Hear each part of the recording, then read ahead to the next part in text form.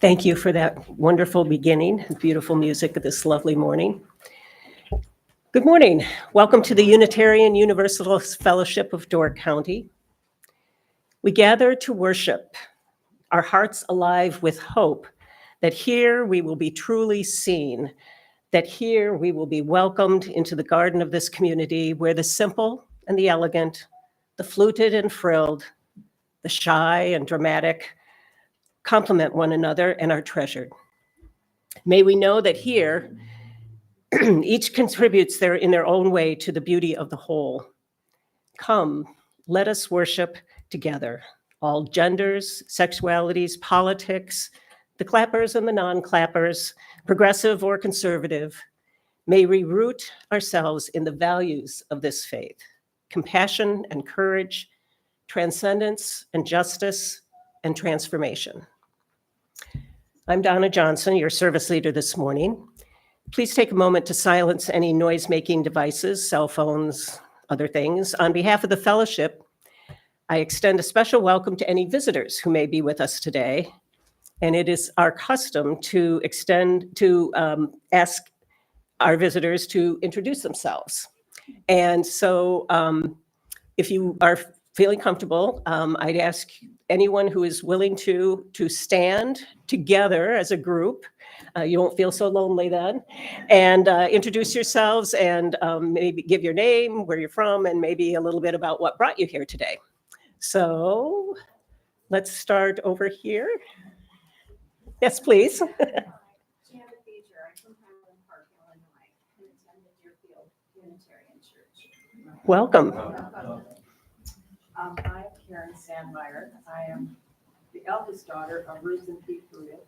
I live in Green Bay, and I'm up for the Wonderful. And this is my sister, the younger sister. Welcome. Diane Ramirez, and I live in Texas. And I love getting up here for many reasons, not really simply to get away from the heat at home. Welcome.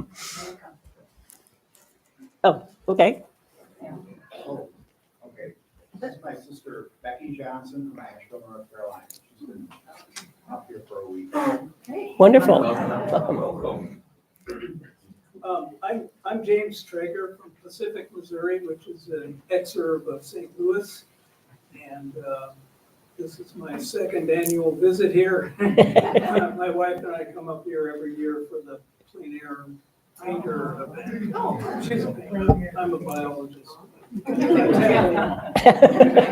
Welcome. I'm Joel Sandberg. I'm Karen's husband. I've been here many times. I feel where she comes. But especially excited today because we have my son and his wife. I already up from Chicago, and his in-laws, Neil and Marie Shane. Welcome. So we're very excited to have the whole plan. Yes. At this time, I direct you to your order of service. First, there's a change in the order in which we're going to be singing the hymns. First, we will sing hymn number 170, "We Are a Gentle, Angry People," first. And then hymn number 131, "Love Will Guide Us," will be at the after the message. Also, on the back of your order of service are some announcements. And if there are any additional announcements, we ask that you share them now. Please wait for a microphone to be brought to you. Bruce will bring it along. So are there any additional announcements? Okay. Oh.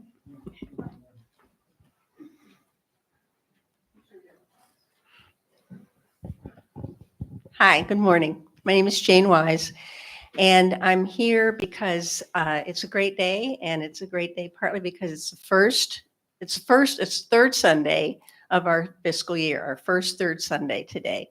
So it's also your first opportunity to start to donate to some really important organizational efforts that are going on in our community. And there is on the back of your service, it explains what those organizations are and somewhat of how you can donate. So I know a number of you may already donate to one or more of these organizations. So you might ask, well, why should I donate here if I'm already donating on my own? And that's a good question. And I have some reasons for that, of course. One of our board goals this year is to put our faith into action in the community. So as a fellowship, we want to make a difference in our community. We want to help it to continue to be a place to be affordable for living. That's our housing partnership. To be able to work. That's our children's center partnership. And to enjoy our natural surroundings, which is our climate control partnership. So everything fits together there. It also aligns with our first, second, and seventh principles. And I could read them, but I won't. You can look those up. It's probably in the hymnal. We also want to spread the word about our fellowship and our values. As we say every Sunday, to celebrate within a caring community those truths within meaning and direction to our lives. So in terms of donation, you can donate with cash donation in the plate every third Sunday. You can donate anytime. There are other ways to do that with an envelope, either with a plain envelope that you have at home. There are envelopes out in the foyer, just so you write on it something that indicates it's for the third Sunday donation. And I think that's on the back of the order of service today. You can also donate online, which I did yesterday. I went and signed in, and it's very easy. And if anybody wants help to figure out how to do that, I'm willing to help you, show you how to do that. You can do it one time. You can do it as a recurring donation. We just ask that you make those online donations before the 25th of the month, because that makes it easier on our bookkeeper. So, and so the committee members right now, so far, we enjoy having more if you'd like, are Hank Wolst, Marianne O'Dowd, and me. So if you have any comments or questions, please let us know. Contact us anytime about that. So, and I promise future announcements won't be this long. Thank you.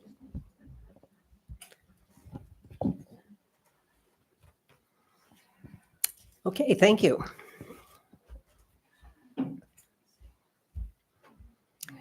As we gather together for worship this morning, being, Hold on, we have oh, some more I'm sorry. announcements here.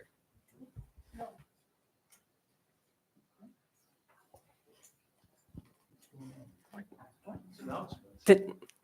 Are there more announcements? Yeah, here. Thank you. My name is Gary Overby. I'm one of the newest members here. I found everybody very welcoming, very interesting, very engaging. My birthday was last week. You guys sent me a card. I thank you for that. It was just a nice touch. And I wanted to note, some people here may know my Aunt Harriet. She left us yesterday. I'm hoping that eternity welcomes her nicely. And thank you for everything here. Thank you.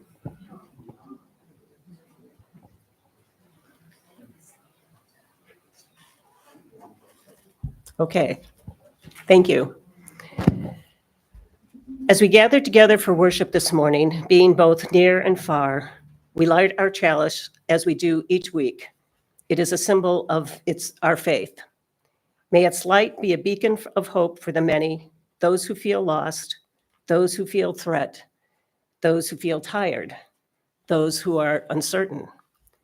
May our beacon of hope help you find home, help you find safety, give you respite, and honor your searching mind and spirit.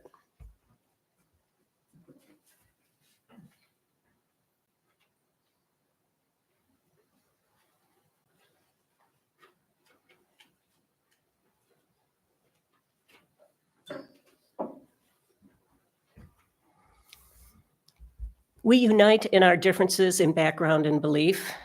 We unite with gratitude and hope. Hope for a world of differences. Hope for a world that honors difference. We unite in community with gratitude for difference. Please stand in body or spirit and join in singing hymn number 170, We Are a Gentle, Angry People. and remain standing for the unison affirmation and doxology.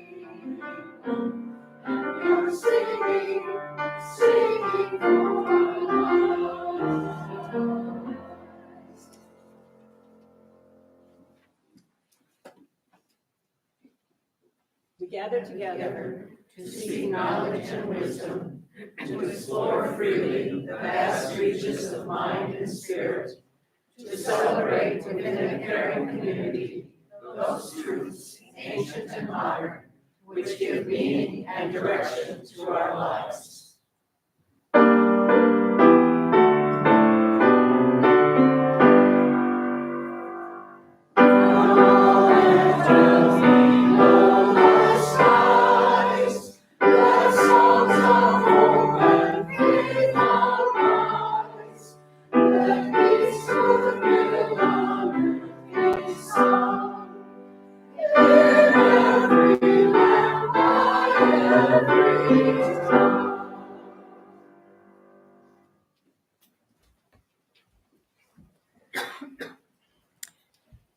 At this time, you are invited to share any joys you may have so that we may celebrate with you. Or if you have concerns that burden you, feel free to share so that we may offer solace and comfort. Please identify yourself when you stand up, and please wait for Bruce to bring a microphone to you so that everyone can hear you. Also, please be aware that this is being broadcast and will be on the internet, so please don't make any announcements about a person or persons unless you have their permission to do so. Any joys and concerns?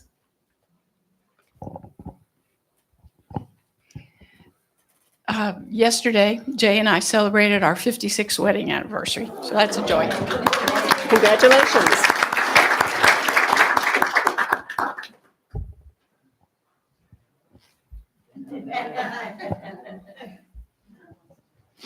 I am joyful for all our committees that make the operation of this place happen. And I want to help you guys be identifiable.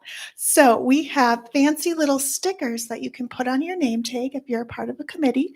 We also have gender pronouns that you can put on your sticker just to jazz them up and be able to be more you. I am also very grateful for our memorial garden. That is something that is very precious to us, and it is in need of some weeding. We just are weeding the 2 beds, so it'll be very light, and we have a weeding date set for Wednesday, July 31st in the morning. I'll put the sign-up sheet on the lobby board, and I thank you everyone for making this place what it is.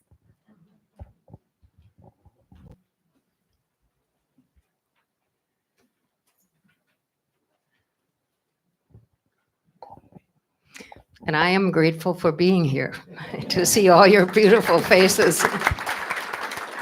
And to thank you for all your kindnesses in the last few weeks. I have appreciated everything, but I'm very happy to be here.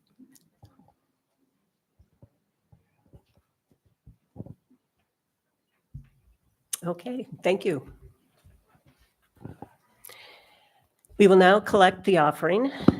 If you prefer, you can make your donation online from our website, as Jane mentioned, uufdc.org. And you will find the donate button on the far right of the homepage. It is an easy and safe and secure way to make your donation. Please give generously to support the work of this fellowship.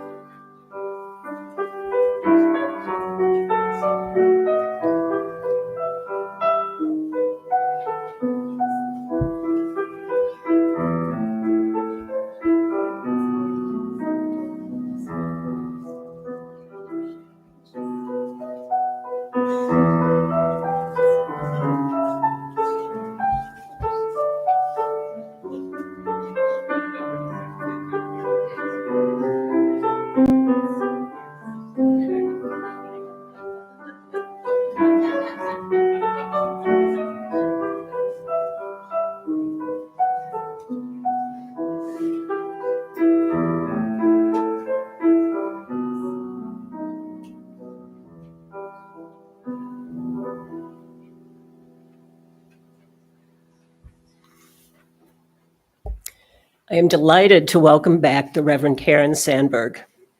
She has blessed us by sharing her insights with us many times, having gleaned her unique perspective from years as a hospice chaplain. Now retired, she keeps busy continuing to speak at UU fellowships, logging in miles on the Ice Age Trail, and learning to tend bees, among other things. Welcome, Karen. Please join us in a moment of quiet.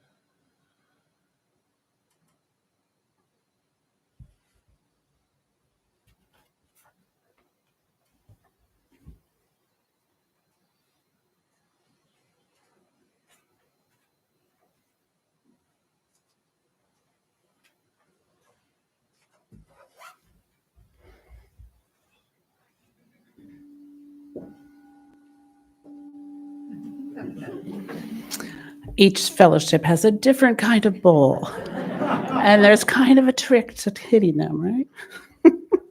Good morning, everybody. Always a joy to be here. You know, you guys make me smile so much. And the weather is fantastic, so it's been a lovely time. Our reading this morning is called Bullies by Lynn Unger. We might as well admit it. The bullies are running the school. No teacher, no parent, no principal is stepping in. They'll take what they can and add it to their hoard and toss a bright coin of power to the henchmen who roam the halls. I wish I knew how to make it safe. I wish I knew how to send us all back to science or language or music or math or whatever it was that brought us here in the first place. The bullies seem to have set the terms of a game no one can win. It may come down to feeling like we need to hide. But please, don't hide out alone. They're gathering in the library behind the science fiction stacks. We're holed up in the art room with our multicolored paints. We are yelling in soundproof practice rooms. We've brought our instruments to the band. We've brought our voices to the choir. We still have words to print in the school paper or in the yearbook or from the poetry club, and perhaps no one will read them, but we'll write them anyway. We're plotting behind the bleachers. We're still determined to put on the play. We may not change their way of thinking, but together we can move forward. We'll learn our lines, and we'll sing our songs, and we'll live the lives that the bullies cannot even imagine.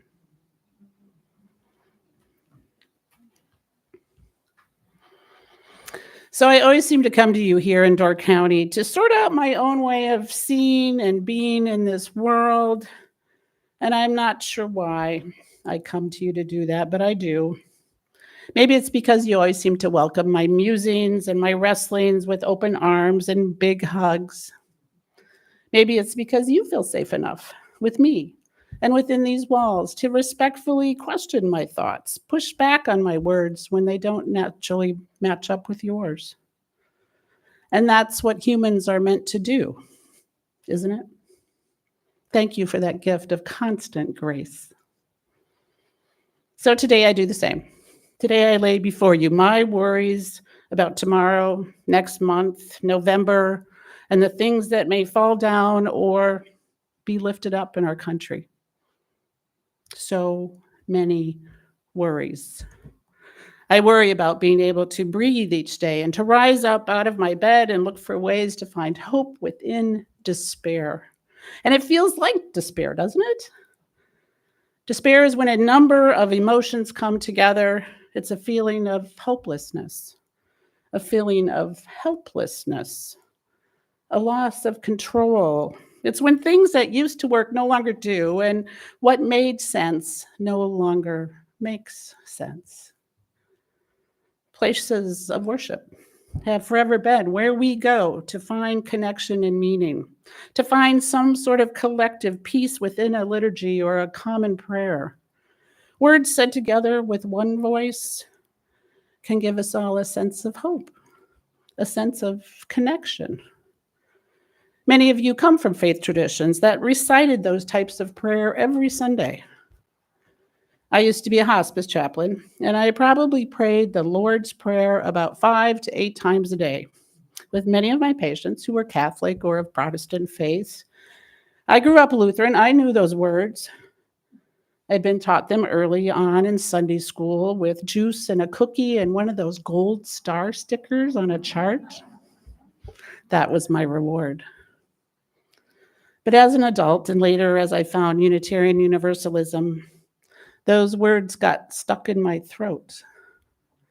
They seemed cold and even foreign. The words of the Lord's Prayer were certainly not ones that I would choose if I wanted to feel a loving connection towards my God. So years ago, in my personal life, I stopped praying that prayer. And yet, as a hospice chaplain, I prayed it daily. Those prayers weren't about me. They were for my patients who did find solace in those prayers. And every time, I would peek out from under my bowed head, and I would see their faces glowing with a settling peace as they prayed those ancient words together. There's something holy about sharing a collective plea, a collective admittance of despair. And I began to wonder, in times of despair, what can we as Unitarian Universalists do to turn collectively to find peace in chaos? I had to think on that a while. As UUs, we do not fall down on our knees with memorized words. But I do know deep in my heart that we have all individually found new ways to find connection, and perhaps the same way that past faiths brought us some of that comfort. We believe in an individual search for truth and meaning. Our faith calls us to know where and why we find that connection and feel sacredness. Maybe for you, it's through prayer and meditation, maybe while walking in the woods, or in service to others, or standing up for social justice, or doing the work of breaking down barriers to equality. Or maybe it's simply seeing the holiness in our connection to everyone around us. And I see that here when you share your joys and concerns. At times like these, when the world feels aggressive and prickly, I wish I had some shared words to share with you about how to find that peace, that sense of connection to something bigger than ourselves, something that might just really change the world in ways that that old childhood Sunday school class taught us that it should. But then I realized we do have those words. Maybe it's not God with a capital G. The title or name of what we believe connects us all together. It still exists. Maybe you call it the spirit of life or the universe or mother, father of us all. Maybe it's the sacred connections of humans gathering together because they care and believe in the power of shared work and love. Love. For me, it's just love. I feel that essence of love that flows through all things, and that is truly holy for me.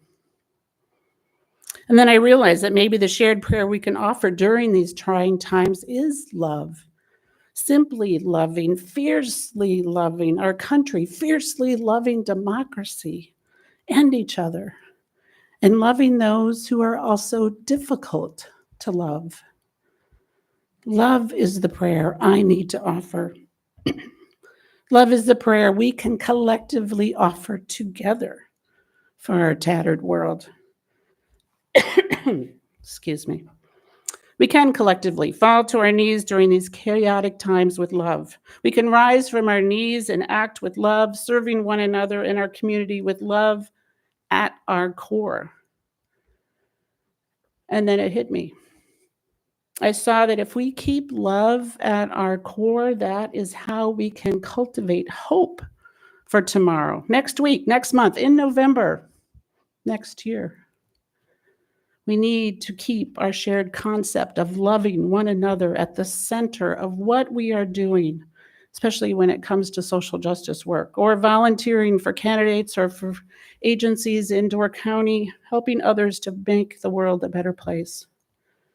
Because if we don't fight to keep love at our core, and instead we let fear or hate become our core, then everything we dream of for our world and for our future will be unattainable. If you take one sentence away from this day and our time together, let it be that one. Take a deep breath and hold that thought for a minute. If we let fear or hate become our core, then everything we dream of for our world and for our country and for our future is unattainable. So, okay, if that's true, then what do we need to do to keep love at the core of who we are? How do we banish fear, anger, and despair in these coming months, maybe even coming years? The more I read articles and looked into our past history as a nation during difficult times, I believe that is when we as a nation turn to hope. Hope. To be honest, that word sounds too flimsy, sounds too weak and unable to even touch what we're holding on to these days. But Václav Havel, a Czechoslovak poet, writer, and politician, gave strength to a definition of hope that I like. He said, "What I've come to understand about hope is that above all, it is a state of mind. It's not a state of the world. Either we have hope with us or we do not. Hope is a dimension of the soul. Hope is not dependent on some particular observation of the world or even an estimation of a situation. Hope is an orientation of the spirit, an orientation of our hearts. It transcends the world that is immediately being experienced in front of us, and it anchors itself somewhere beyond the horizon." I think that's true. Hope is something we hold out in front of us, something we see worth achieving and walking towards, even though in this moment it may be miles and miles ahead. Havel says the deepest and most important form of hope is something that we get from in our own human spirit. This kind of hope calls us to try again, to try a new approach, even in conditions that seem hopeless, as ours do here and now. That sounds good. That sounds promising, but I also know that in another week, something even more chaotic will occur, and the strength I need to hold on to that kind of hope that Havel talks about will get kicked out from underneath me, and that sense of despair and fear will start to seep in again. Writer, columnist, and political commentator Molly Ivins says that whenever she is asked what she thinks will happen in times of political despair, she draws a deep sigh and she says, "Sweet pea, let's have this conversation in a week or two." I thought heavily about that phrase as I began to write this message. It was last week, and it was right before the attempt on Donald Trump's life and right before the Republican National Convention. And I was wondering, because as all of that was happening and with all the known and the unknown things going on, it could be entirely different in a couple of weeks. And things have changed since then. The ground that we stand on feels like that childhood game of quicksand, causing us to leap and jump off areas that are no longer sustainable or holding us. It is shifting so quickly. When the ground we stand on feels so precarious, what do we have to do to find this kind of hope that Havel speaks of? Sometimes for me, it's especially when I get so buried in this dumpster fire that we feel ourselves within, I find if I shift my thinking just a bit, and I look for things that have been working well, I can find hope. I came across an article by Nicholas Kristof, a longtime reporter and columnist for the New York Times, and he says, "Whenever I hear that America has been in such a mess and is so divided, I think not just about the Civil War, which we survived, not just about the Depression, which our nation survived. I also think about my childhood," he says. "The assassinations of the 1960s, the riots, the murders of civil rights workers, families torn apart by generational seams, curses directed at Vietnam vets as they returned, the shooting of students at Kent State. And yet those things, as terrible as they were, allowed us at that time to question war, to develop and strengthen civil rights for people of color and with people who have disabilities, and also expanding rights for women Through all of that confusion and devastation during the 60s, we came out the other side with new ways of doing things and thinking about things, and we got a lot right. Christoph says if we got through all of that, we can get through this too. He says our feelings of despair are distorting our politics and our personal behaviors. And I agree, that is where those feelings of hate and anger and despair start to seep into my core. Today's distress is nurturing cynicism instead of idealism. Christoph says the danger is that together, all of us are collectively reinforcing a melancholia that leaves us all feeling worse off. Despair doesn't solve problems. It creates them. It numbs us, making it more difficult to rouse ourselves, to tackle the challenges around us. I feel that. Do you? Feeling numb? I'm so exhausted by all the chaos I feel and I have felt in these past years that I've grown numb. But Christoph invites us to pause and to look at what we've been getting right. He says that if one were to pick the best time to be alive in the past few 100,000 years of human history, it would be now. One of the most important trends in the world right now has been the reduction of global poverty. 1 million fewer children will die. 1 million fewer children will die this year from starvation than even 2016, and 2024 is already on record to be another successful year, with less children dying of starvation. Less than 120 years ago, the majority of adults across the world were illiterate. Now we're close to 90% adult literacy, and extreme poverty has plunged to just 8% of the world's population. 2 decades ago, AIDS was ravaging poor countries, and it wasn't clear if we could ever control it. But we did. The world was ravaged by COVID-19. But due to the advancements in research to how the AIDS virus was formed, scientists in the medical community were already halfway to a vaccination. Next time a pandemic strikes, we are even more informed and we will be more ready to pounce.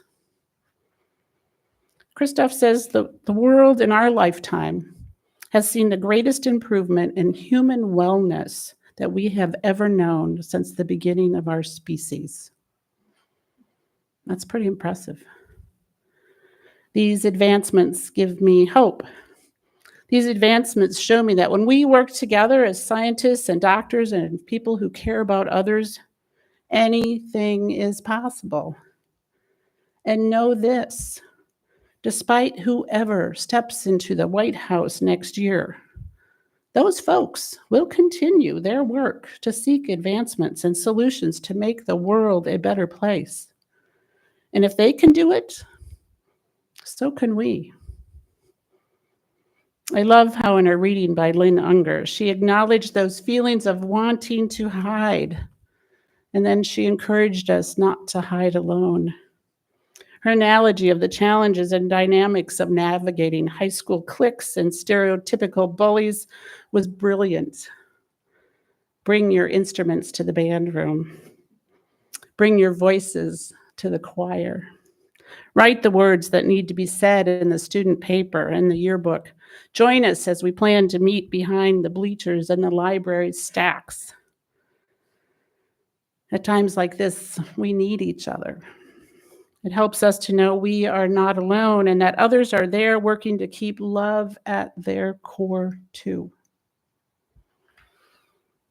I don't know about you, but I've had to minimize my time on social media and on news feeds. It became too much. I see a lot of heads nodding. I found myself overwhelmed and buried by the fears of the day. That's not good for anybody. I invite you to do the same if you're feeling overwhelmed. The pontificating and debating between the talking heads isn't really news. Yet our media these days spends most of its time filling up the air and our screens with that. Find a few good sources you trust, to be well researched and vetted, and then avoid the rest. I think they begin to eat at our souls, and it increases that sense of despair that keeps us from being able to see hope on the horizon. To keep love at our core instead of fear, we need to thin out the noise and keep to what habits that we do that we know restore and encourage us.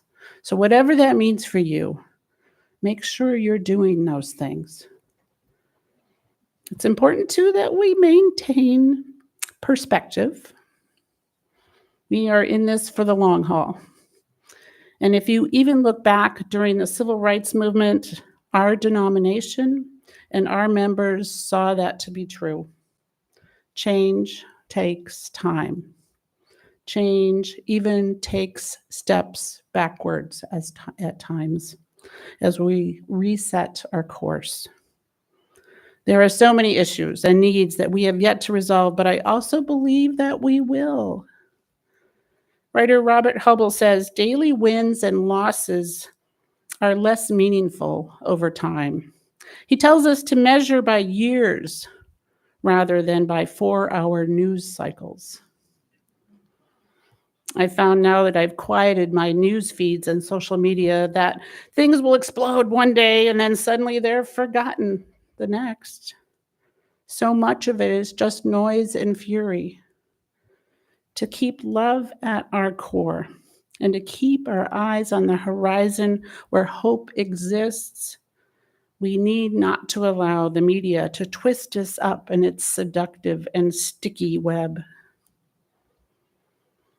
Nicholas Kristof says that as a journalist that covers the misery of the world, the one thing he has learned the most about was hope.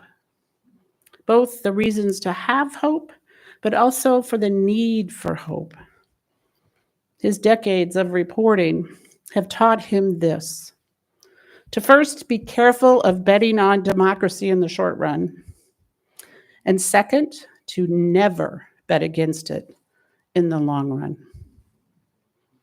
That's heartening to hear, especially from someone who's seen the underbelly of humanity across our globe for so many years. It gives me hope that we can get through this. And when I turn my focus on these things, it's easier to remember that although human beings can be awful, they can also be miraculous. Keep love at the center of your core as you continue to do the things you do now. I know so many of you here volunteer and stand up for injustices, not only in Door County, but also in our country. Without love at our core, we will not be able to keep our eyes on the hope that is ahead for us.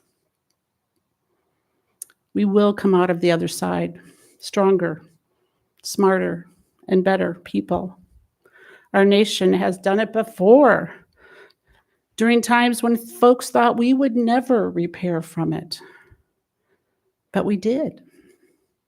As we move closer to November, I will hold those words firmly in my mind.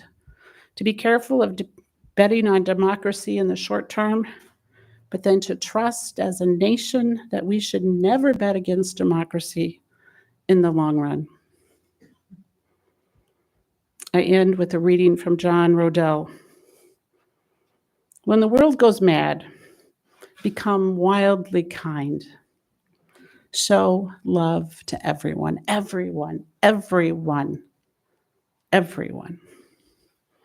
My love, you can't control much, but you can control how you treat others. In these breaking stories and these heartbreaking times, when nothing feels certain, let your raw love and kindness be a certainty. Allow your compassion to become a northern star. stamped eternally into the night sky for others to use to find their way back home. May it be so, and amen.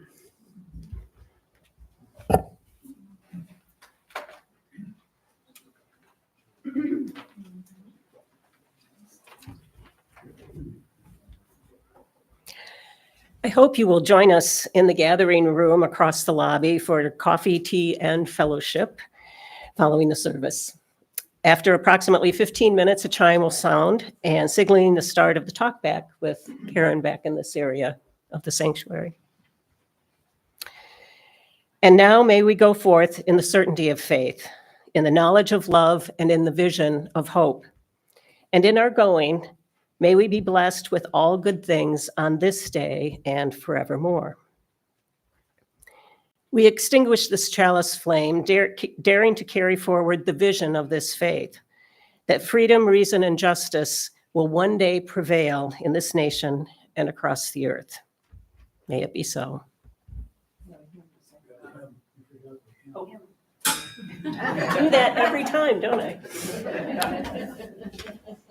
Please join in body or spirit for the singing of hymn number 131, Love Will Guide Us, and please stand.